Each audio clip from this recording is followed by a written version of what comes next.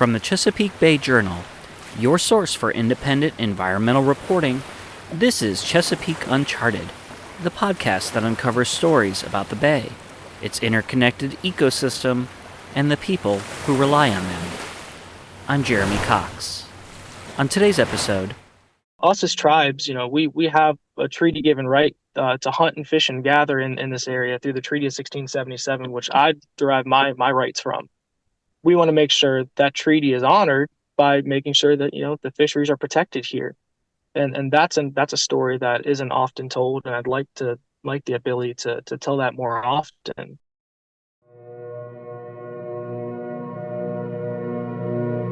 House Bill 1157 in the 2024 Virginia legislative session opened a new chapter between the state and its 7 federally recognized tribes. The bill requires state agencies, including the Department of Environmental Quality, to consult with the tribes on projects with potential impacts to their cultural, environmental, and historic resources. Under the legislation, tribes can't veto projects or change deadlines, but they can give input on permits that concern them. It also gives direction on what to do when indigenous remains are found. The legislation was a bipartisan affair. It passed both chambers in the democratically controlled General Assembly, and then Governor Glenn Youngkin, a Republican, signed it into law. The measure mirrors federal requirements and adds legislative teeth to an executive order issued by then-Governor Ralph Northam in 2021. Going forward, the tribes, in the eyes of Virginia law, are going to be treated as separate sovereign nations. Progress has been a long time coming for Virginia's tribes. The 7 that have gained federal recognition have all done so since 2016. All are covered under the new bill. But 5 other tribes recognized by the state but not by the federal government are not included in the consultation. Legislative allies say they hope to add them in a future bill. So tribal voices will likely have greater influence over environmental policy in Virginia in the years to come.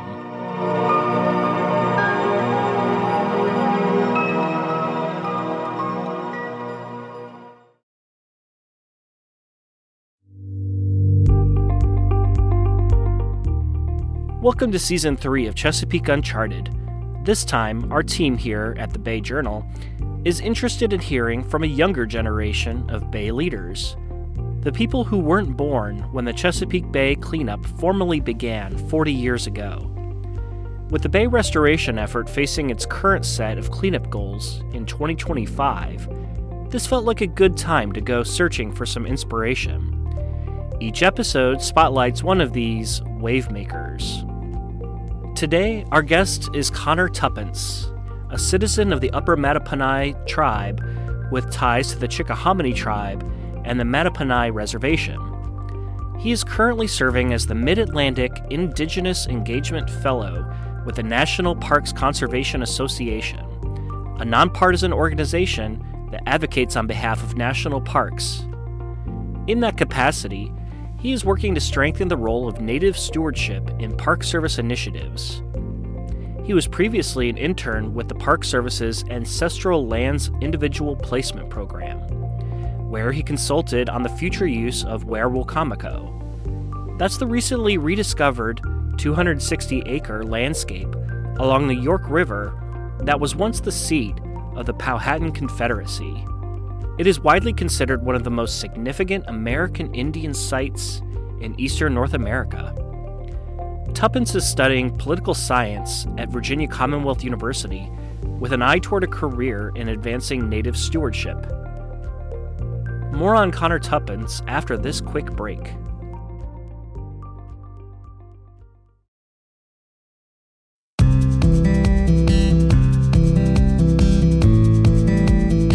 Hi, this is Laura Lutz, editor at the Chesapeake Bay Journal. I hope you're enjoying our podcast, and I'd like to invite you to join the community of Bay Journal readers. If you care about climate change, wildlife, clean air, healthy communities, and of course the Bay and its rivers, you'll find news you can use at the Bay Journal, along with some great ideas for outdoor travel. Our subscriptions are free. Check us out at bayjournal.com and click on subscribe to start receiving the best independent environmental news in the Bay region.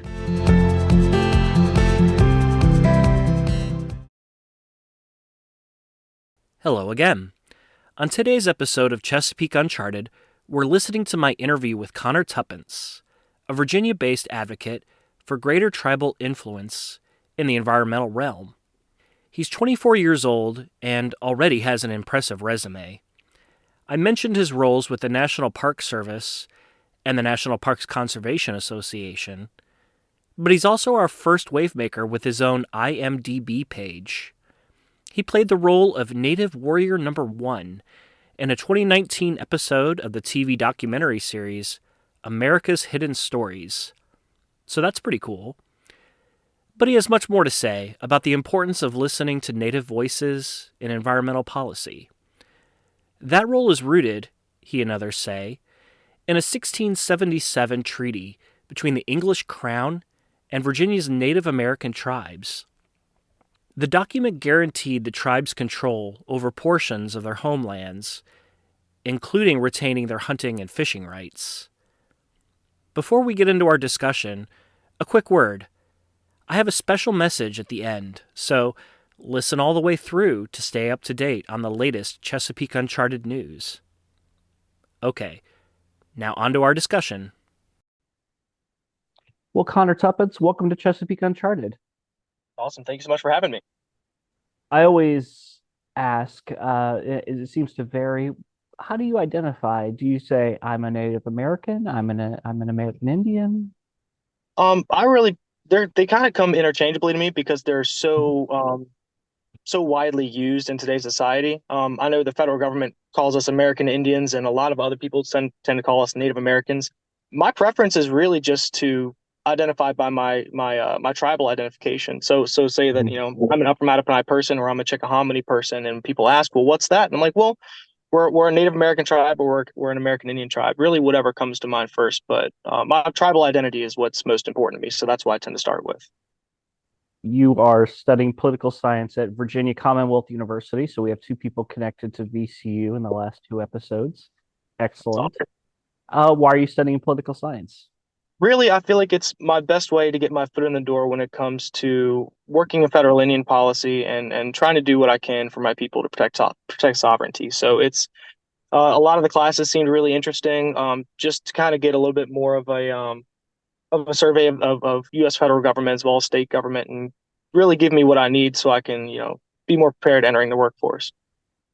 You are currently working for the National Parks Conservation Association, correct? What are you doing for them? So I serve as the Mid-Atlantic Indigenous Engagement Fellow, and what I do there is I'm really helping to strengthen relationships between NPCA, tribes in the Mid-Atlantic region, and the National Park Service. Currently working on a couple different projects, one of them mainly being the new Chesapeake National Recreation Area, and starting to have these conversations with tribes about making sure that they have what they need to enter into these possible agreements, whenever it comes to co-stewardship, co-management, but just really knowing what tools they have on their belt when they come to the table to have these discussions about new parks. I'm sure a fair number of listeners may not be aware of the importance of tribal consultation. Why is that something close to your heart? I'm really glad you brought that up. Tribal consultation is really, really close to my heart because of the cultural resources and the narrative that it's involved with national parks and interpretation, as well as just general park operation. What a lot of people don't realize is that national parks aren't just a great place to have a scenic view, a place to go and visit and explore what America has to offer, but really a lot of them are in indigenous homelands. So they're places that we've lived for thousands of years. It's where our ancestors are. It's where our resources lay in the ground, and a lot of times parks come into sort of the spotlight because of the cultural resources that are there and brought out through archaeology. But specifically here with parks in our region, we work to protect those cultural resources because we don't see a need to take them out of the ground unless they're either in danger of being eroded away and lost, or there's a specific research question we're trying to answer. So for us, cultural resource protection is a huge thing.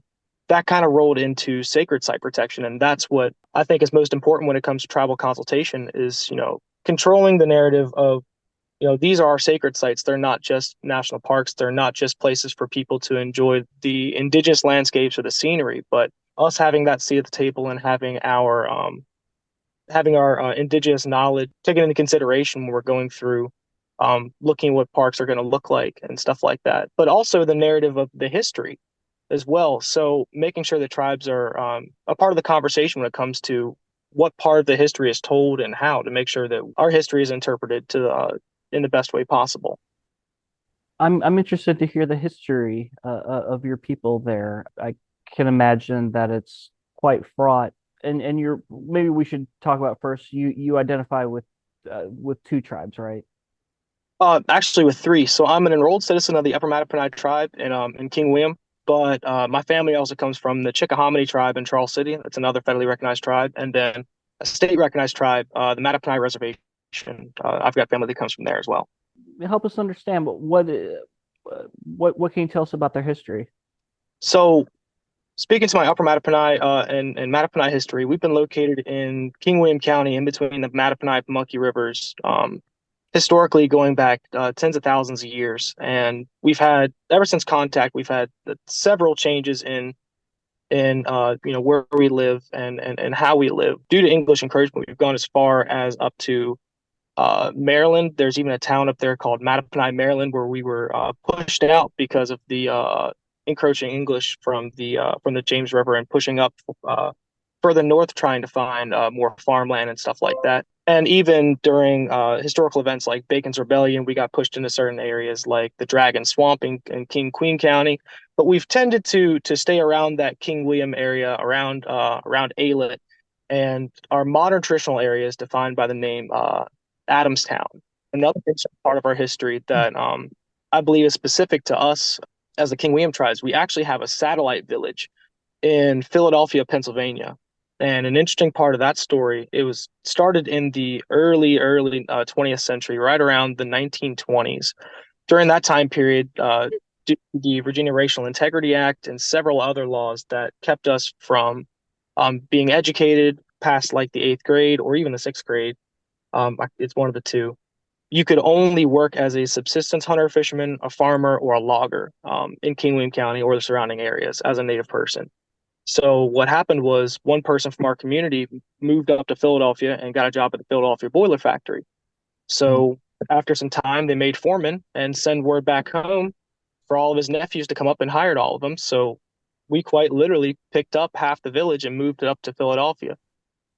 And growing up, did you grow up within the tribal community? Did you grow up with the community at large then, or? I grew up a little ways from the community. Physically, I live just on the west side of Richmond, so about 35 minutes from our community. But I was involved in all of our community events. I've been attending tribal meetings on a monthly basis since I was like 5 years old.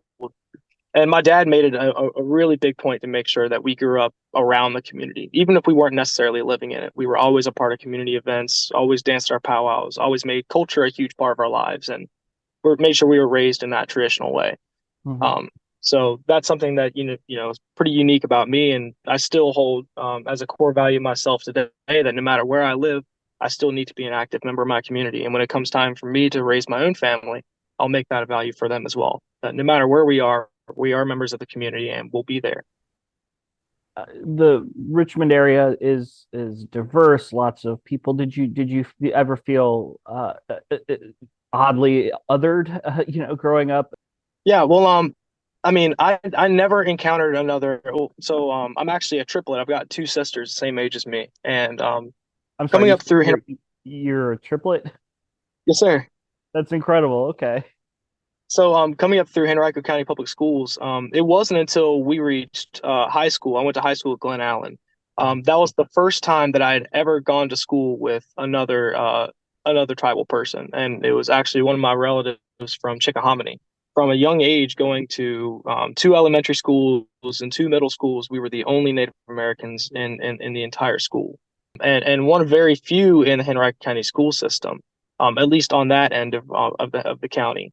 And so it kind of brought along with it this sort of narrative of, well, you guys know best. So when it came to learning about Native Americans and history around the third grade, everybody in the class tend to look back at me, and I actually got the opportunity a few times to interpret my tribal history at that young of an age to several classes, because the teachers were like, who better to tell it than the people who lived it, or the people with the stories and the knowledge of what happened, and hear from their perspective. So we actually had the opportunity between me and my sisters to speak to several classes throughout elementary school and middle school regarding our history. But the curriculum was never really targeted towards our people specifically. It was just, vaguely representative of Indian tribes across the country, in three distinct cultural groups, meaning the Iroquoian, the Pueblo, and the Lakota. And I thought that was a little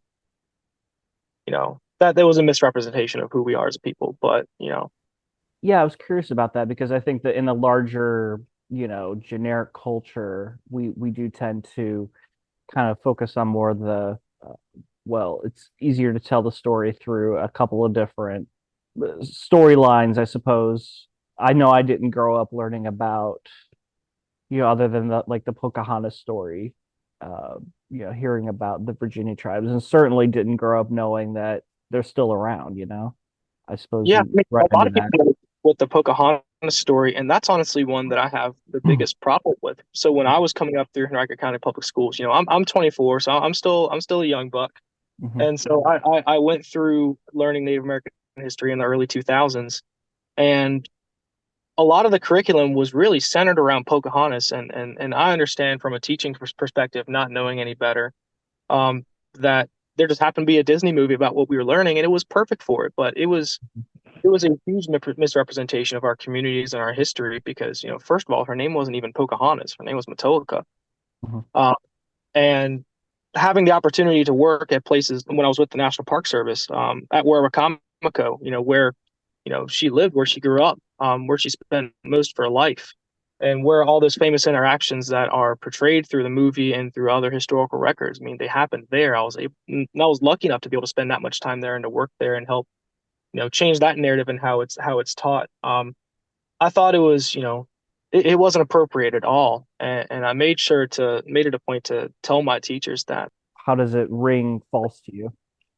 Well, I mean, the relationships and the stories between her and John Smith and John Rolfe, um, it's a huge mischaracterization about the love story between with her. But then, on the bigger level, she's portrayed as this young woman, in the movie, probably late teens, early 20s. She was 12 years old.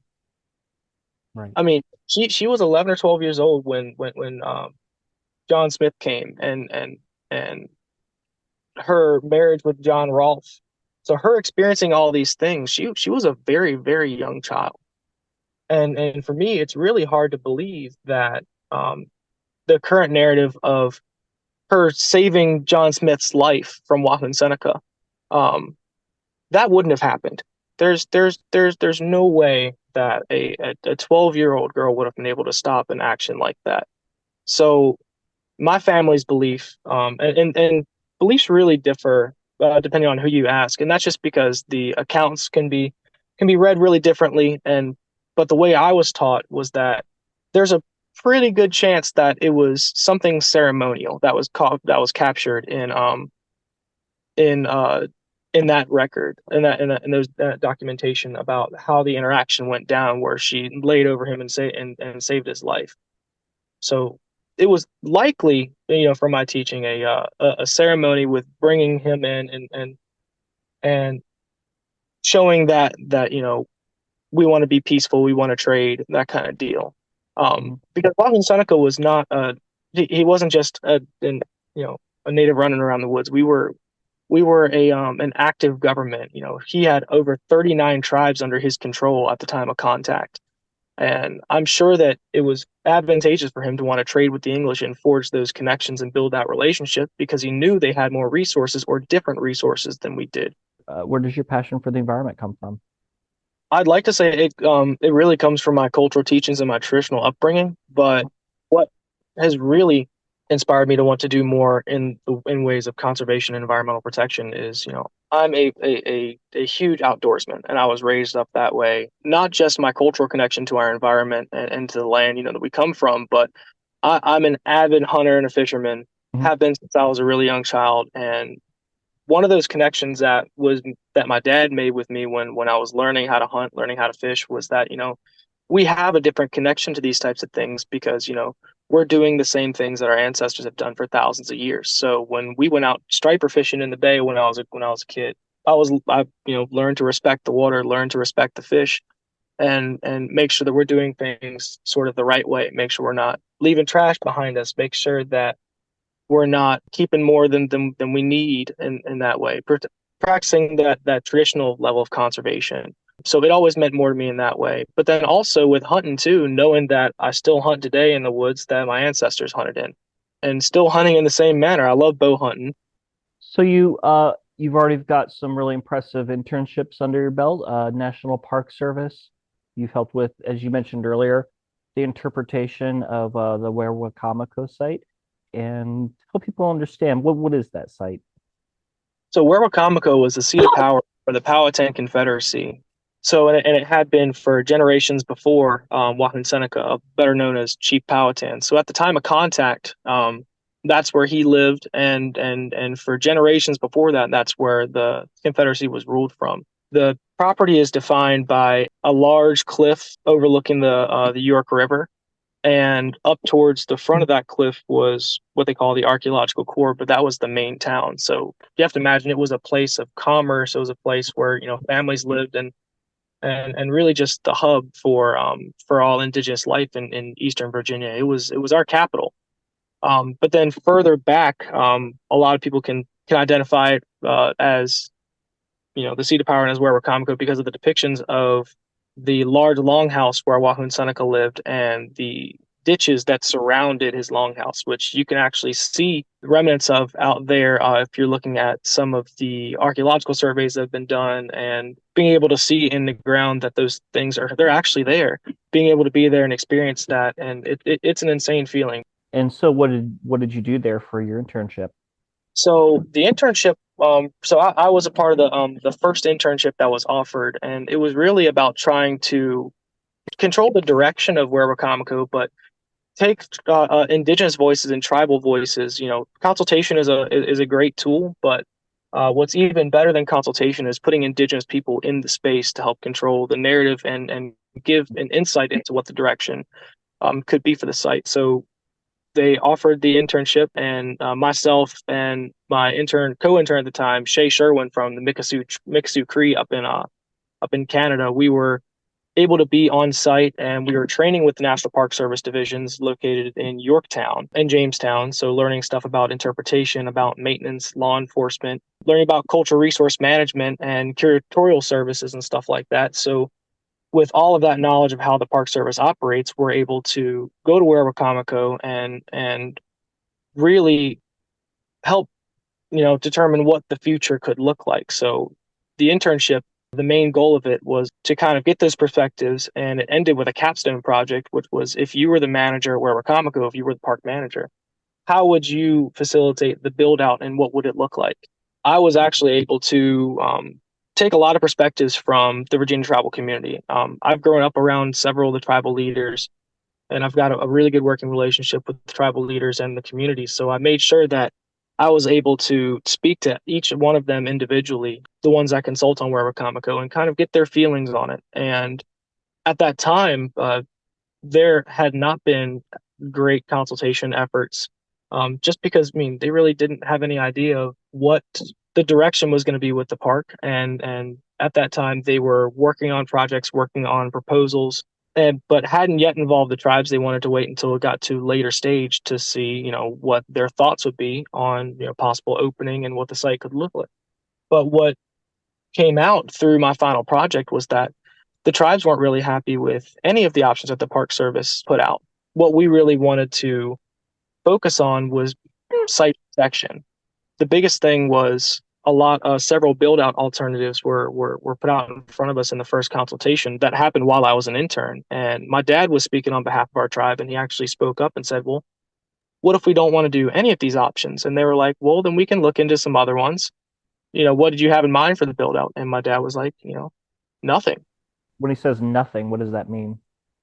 Really just focusing on site protection and making sure Indigenous access is fixed. Make sure that we have access to our own sites for ceremonial purposes and for cultural activities, but really mainly focusing on that part of it before we even explore any sort of public engagement of any even thoughts of opening up to the public.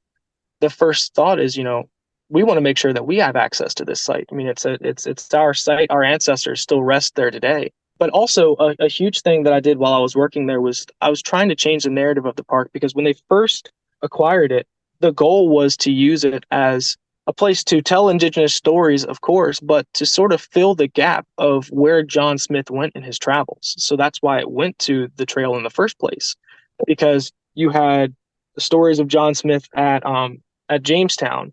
And then John Smith also visited Werowocomoco, where he was taken to when he was captured, and returned several times. But that was sort of the idea, was to use that to fill in the gap, to show where John Smith went in his travels, but also tell the Indigenous stories. And we were like, we don't necessarily agree with that. We feel that, yeah, John Smith is a part of the history, but it shouldn't be a part of the first narrative told here. And this is our opportunity to talk about the footprint of the Powhatan Confederacy, our history as tribes, as tributary tribes to that confederacy and to that position.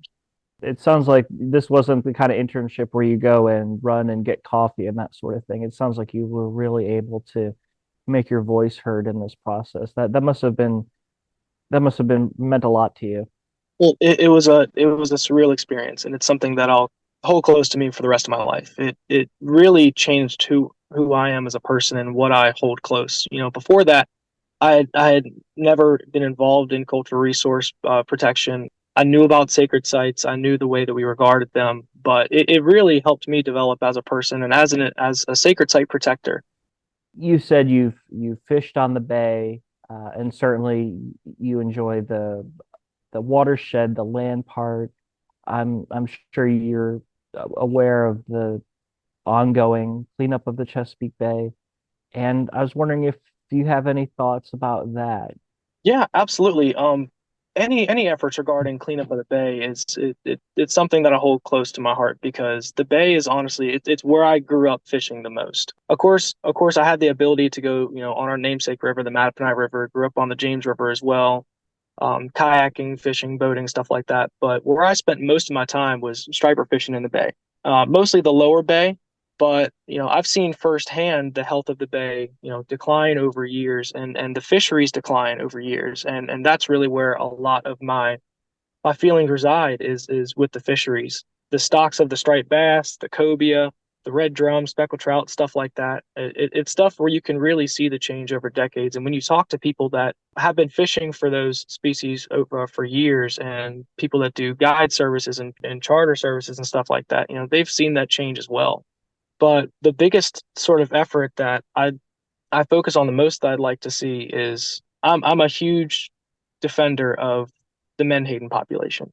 I Mm. would really love to see more defense of the menhaden population, because they all the different game fish here, they got to eat something. So there's been several times recently where schools of drum or striper or speckled trout or stuff like that, like mainly schools of drum, have been caught up as bycatch by the bunker boats, and to see the spills that they have, and those fish just wasted washing up on the shore, it hurts me. And any other waterman, any other outdoorsman, fisherman will tell you the same thing. It's really disheartening. Well, Connor Tuppence, this has been just an excellent conversation. Thank you so much for your time here today.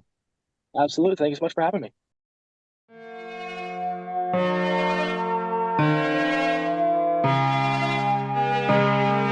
Hey there, it's Jeremy again with the message I mentioned earlier. Thank you for listening this far into the episode, and thank you for listening to this, the third season of Chesapeake Uncharted. Yes, this is the last episode of the season. That's the big announcement. It's been an honor bringing you these voices of young Chesapeake Bay leaders these past few months. I hope it has been as inspiring to you as it has been for me and the rest of my colleagues at the Chesapeake Bay Journal. We're already working on Season 4 of Chesapeake Uncharted, So look for that later this year. Okay, on with the credits.